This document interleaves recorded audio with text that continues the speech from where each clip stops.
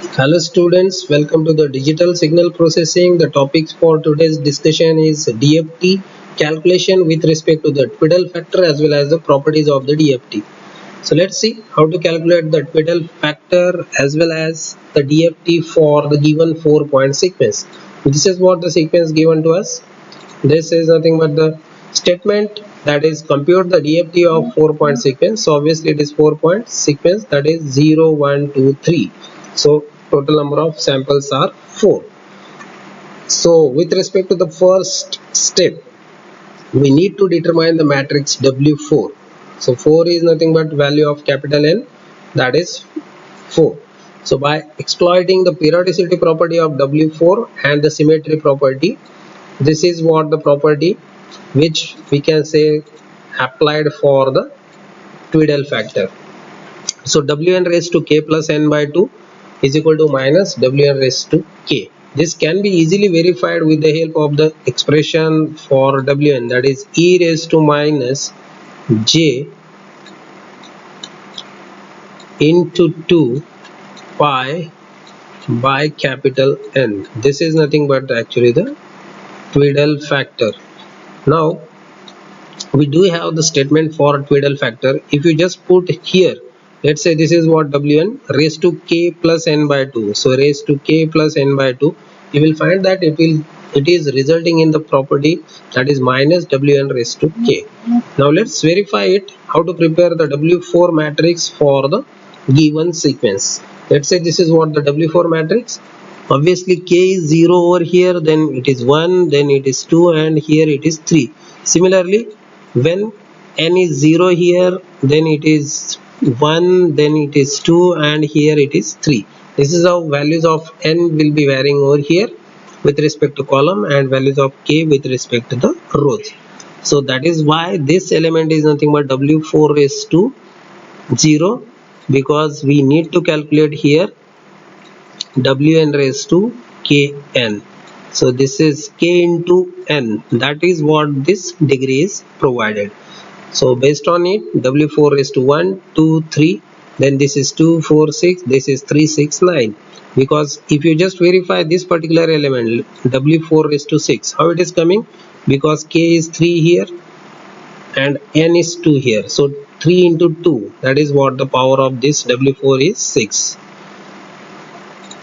Now let's proceed how to calculate these values. So these values are nothing but simply 1 along the row and 1 along the column. So it is nothing but actually W4 raised to 0. So when we say the value of W4 is nothing but e raised to minus j 2 pi by 4, it means it is j pi by 2. That is what the value for this W4. So if I want to calculate, let's say this particular value, how it is coming, minus 1. I will just verify it for W4 raised to 2. This is what the element for which it is giving the value as a minus 1. So let's verify it randomly for this particular case. So this is nothing but W4. I will take its square. So this is how it will be squared. So this 2 will be cancelled. So e raised to minus j pi is nothing but actually what? Cos pi. So it is nothing but cos pi minus, let me write it here, j sin pi.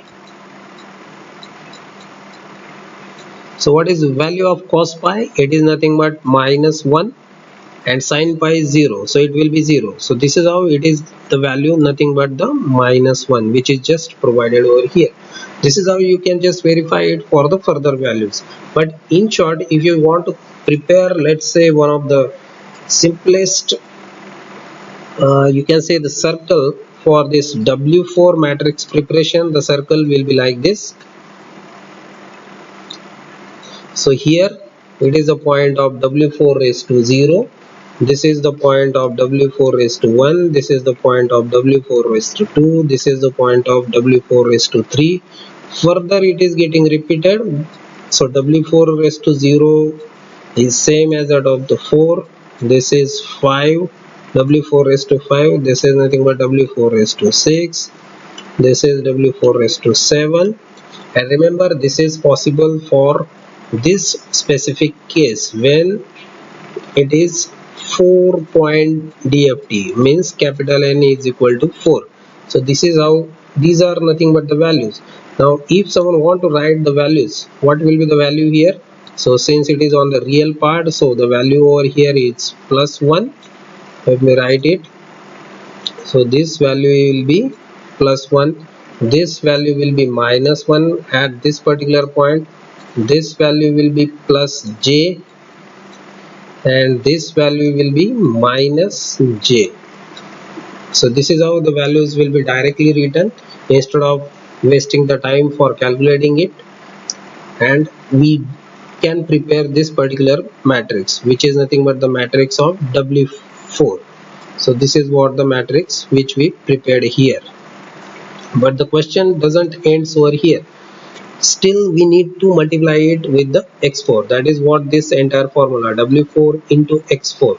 So once we multiply it with the 0, 1, 2 and 3, the sequence which is given to us, this is what the sequence. Just rearrange this sequence in terms of the matrix, that is 4 by 1 matrix. So 4 by 4 matrix, this matrix will be multiplied by x4 matrix, and we will be getting this particular matrix, that is 6 minus 2 plus 2j minus 2 minus 2 minus 2j. But how it is, let's say, let me write it here, 0, 1, 2 and 3. Let's verify it for this particular case, -2. How it is obtained?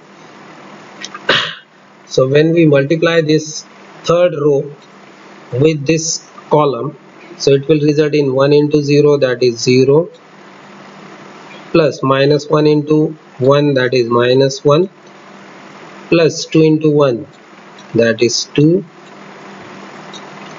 plus -1 into 3, that is -3. So -1 plus 2, that is +1, minus 3, it is nothing but -2. So this is how we will get the value as a -2. So this is nothing but the value which we can tally out based on the DFT calculation, and this is nothing but our final result, which is nothing but the 4 by 1 matrix for the given sequence x of n is equal to 0, 1, 2, 3. So this is the expected answer. Now let's proceed for the property of the DFT. So properties of the DFTs are quite simple to understand. So here we can calculate the two properties. First one is nothing but the periodicity property, that is what mentioned here. So if x of n and x of k are n point DFT pair, then x of n plus n is equal to x of n and x of k plus n is equal to x of k. That's it. That is nothing but the periodicity property. Next is linearity. So for the linearity, it is quite simple one. If x1 of n having the DFT x1 of k and x2 of n with x2 of k, then for any real valued or complex valued constants a1 and a2, a1 times x1 of n plus a2 times x2 of n will have the DFT as a1 times x1 of k plus a2 times x2 of k. That is nothing but the linearity property. It is quite showing the same appearance as that of the property which we have seen during the Z transform. So here the approach is quite simpler to understand. When we move from left to right, it is nothing but the DFT, and when we move from right to left, it is nothing but the IDFT. Means IDFT of this a1 x1 of k plus a2 x2 of k will be giving the sequence as a a1 x1 of n plus a2 x2 of n. So thank you everyone, thank you very much.